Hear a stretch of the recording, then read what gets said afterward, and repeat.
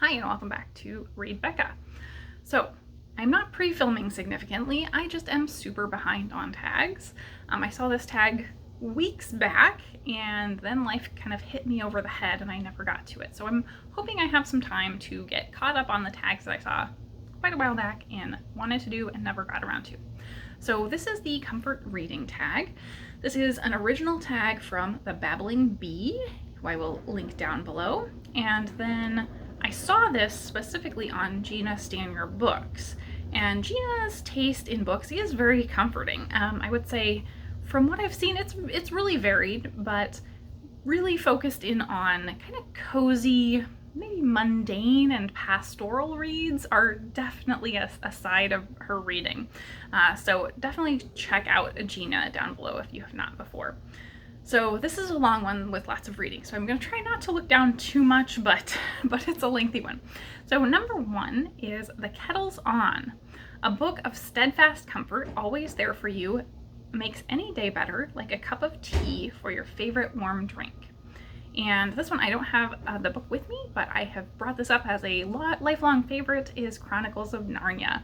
I've read this probably dozens of times for the whole series, and individual books even more than that.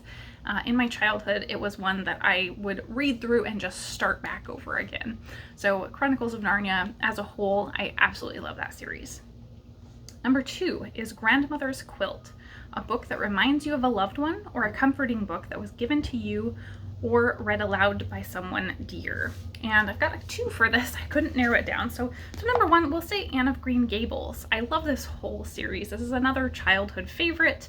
And this actually, so these books, this is from the dollar bin at Target. I pick these up all the time. I would love to have a nice copy of this. I think one of these years I'm gonna treat myself to the nice juniper editions of this series. So I don't really have my own copy of this because this is meant to be given away at Halloween. So the other one, I do have a nice copy of. This is Wind in the Willows, and I found this at a book sale. Absolutely love this. This is the junior illustrated edition, and it has really, really great illustrations all throughout here. And so Wind in the Willows is very, again, mundane and pastoral is really the setting. It follows these group of friends who are wildlife creatures, and I just love these stories. The next one is 3, Warm Spices, a book with particularly vivid prose or imagery, a story comforting in its richness, depth, or vibrance. So this one is focused on prose, so I went with Ursula Le Guin's Earthsea. Le Guin is maybe not the first person that people think of in terms of prose, because she doesn't write very flowery or overt prose. She's very minimalist, but she thinks about every single word and is edited down so much that the prose has meaning in everything she writes, from this work to her sci-fi, to her essays, her introductions, her translations. So she has such a great handle, a grasp of prose as a writer. Number 4 is Candlelight, a book that keeps you going or encourages you when things feel dark. And I could say multiple books from this series, but I'm gonna go with Terry Pratchett's Tiffany Aching series. I read the entire series all in one go in December a couple years ago, and absolutely just found it so moving and loved it. And I think the core theme of this series is that small acts by one person can impact others in a major way, because we have the whole theme of this series is that witches are kind of the helpers of their community, and they are there for the people in need always, even when it's not necessarily a magical thing that they do. So it may just be being there as a source of comfort for others when they're in need. Number 5 is Laugh Medicine, a book that makes you laugh out loud or grin widely, coming to the rescue on the gloomiest of days. This one might not be the most obvious pick, but I'm going to go with actually just Anthony Bourdain in general. So I think Kitchen Confidential is probably his most iconic work, and this is probably the least fit. His other works, however, really show his passion for food and culture and other people. And I find him so bitingly funny that I think I can count on any of his work to give me a good laugh when I need humor. And it's very, he has this dark sense of humor, and that lines up with my own sense of humor as well. Number 6 is In Bed All Day. You've got your warm drink and a cozy blanket, maybe a grandmother's quilt. What do you read when you're curled up in bed all day? So I couldn't pick one book. Really, what I would say is that the answer for this is just a stack of books. I would probably have a pile of books around. I would probably be moving from my bed to the couch to the chair, and that's what my lazy days look like, is moving around with a pile of books behind me. Number 7 is Endless Comfort, a book that brings you solace no matter how many times you reread it. And that one is pretty easy. So I can say The Graveyard Book. This one I have read and reread. I have it, this physical copy.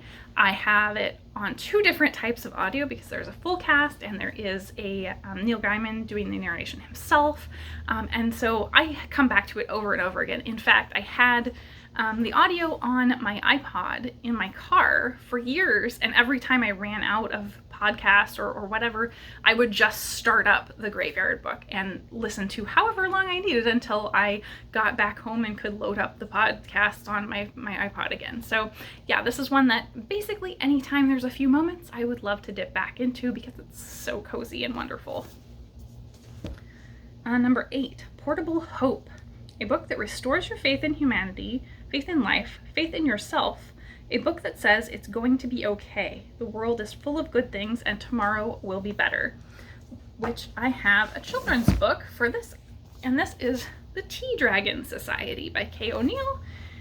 And I absolutely love this. This was originally a webcomic, and this has become a series. There's multiple books, but I just love this. This is all about kind of a community coming together. This little girl is learning how from tea shop owners to raise these little dragons that impart memories when you drink the tea made from the leaves that grow from their head. And it's just so cozy and wonderful. Number 9, A Basket for Your Neighbor. Just as it's lovely to be comforted by books, it can be lovely to pass the comfort along. Imagining you were putting together a cozy comfort basket for your neighbor or friend or loved one, take your pick. Which book would you include? So I would consider my actual individual neighbor when I'm doing this and consider their taste. So I know my neighbor immediately next to me has a love for politics. And so I think what I would pick for this to put in a basket for her would be Becoming by Michelle Obama, because Michelle just has so many wonderful stories to tell that, you know, I think really anyone who does have an interest in the political side of things would get a lot out of that. Number 10, A Walk in the Woods. Though we'd like to stay curled up indoors with our books forever, or at least I would, we've got to venture out into the world again sometime. A walk in the woods always helps me feel refreshed, unless I happen upon a spider or something, but let's not think about that. Tell us about a book with beautiful nature writing or a book that restores your peace. And this one I just recently finished, so I wanted to list off How to Be a Good Creature by Cy Montgomery.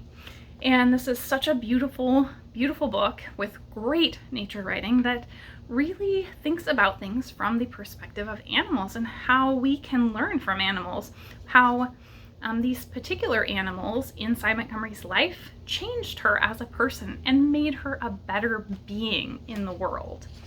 So that is the tag. So I think I'm going to tag Cousin from Always Doing, because I think Cousin is likely to have some very good comfort reads.